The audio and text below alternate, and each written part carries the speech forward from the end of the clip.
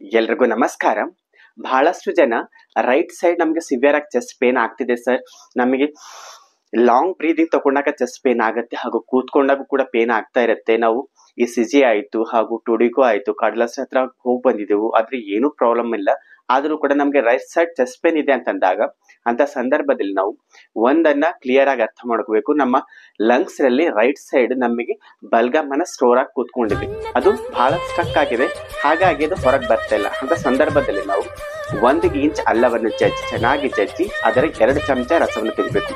ಅಲ್ಲದ ರಸ 2 ಚಮಚ ಹಾಗೂ ಶುದ್ಧವಾದ ಜೇನುತುಪ್ಪ 1 ಚಮಚ, 2 ಚೆನ್ನಾಗಿ ಮಿಶ್ರಣ ಮಾಡಿ ಮುಂಜಾನೆ ಹಾಗೂ ಸಾಯಂಕಾಲ ಸತತವಾಗಿ ನಾವು ನಾರ್ಮಲ್ ಆಗುವವರೆಗೂ ಸೇವಿಸ್ತಾ ಬಂದಲ್ಲಿ ನಿಮಗೆ ಇದರ ಯಾವುದೇ ರೀತಿಯ ಸೈಡ್ ಎಫೆಕ್ಟ್ ಇಲ್ಲ. ನಿಮ್ಮ ಲಂಗ್ಸ್ ನಲ್ಲಿ ಕೂತ್ಕೊಂಡ ಹಂತ ನಿಮಗೆ ಬಲ್ಗಮನ ಹೊರಗೆ ಬಂದ್ಬಿಡುತ್ತೆ. ನೀವು ಸತತವಾಗಿ ಮುಂಜಾನೆ ಹಾಗೂ ಸಾಯಂಕಾಲ 10 ರಿಂದ 15 ದಿವಸ ಸೇವಿಸಿದ ಬಂದಲ್ಲಿ ನಿಮ್ಮ ಚೆಸ್ಟ್ ನಲ್ಲಿ ಇರುವಂತ ಬಲ್ಗಮ್ ಹೊರಗೆ ಬಂದ್ಬಿಡುತ್ತೆ ಹಾಗೂ ನಿಮ್ಮ ಚೆಸ್ಟ್ ನಾರ್ಮಲ್ ಆಗುತ್ತೆ.